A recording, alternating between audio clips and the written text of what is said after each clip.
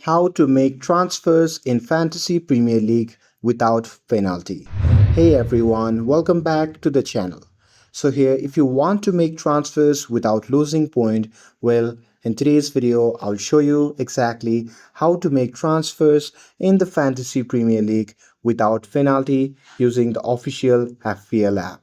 So now, without further ado, let's get started. So first thing first, open the Fantasy Premier League app on your phone and make sure that you're logged in to your account. And now here, once you're inside the app, just tap on the Fantasy tab which can be seen in the bottom left side of the screen. And here, once you see the interface like this, if you scroll down there, you can see the option labeled as transfers. So simply tap on it. And here you will see how many free transfers you have available for the upcoming game week.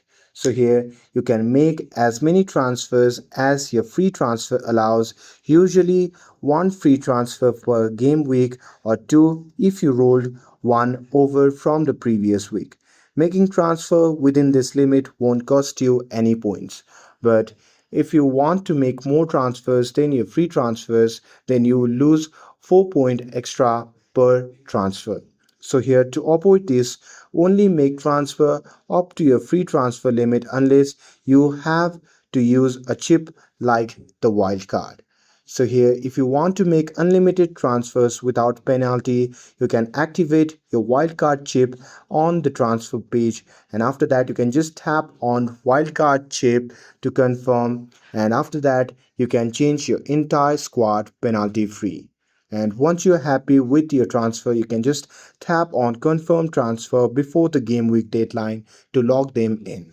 But remember, transfers must be confirmed before the game week deadline to count for that round. And that's it. That's how you can make transfers in FPL without penalty.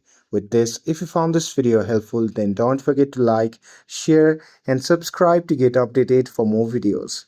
Thanks for watching, and I'll see you in the next video.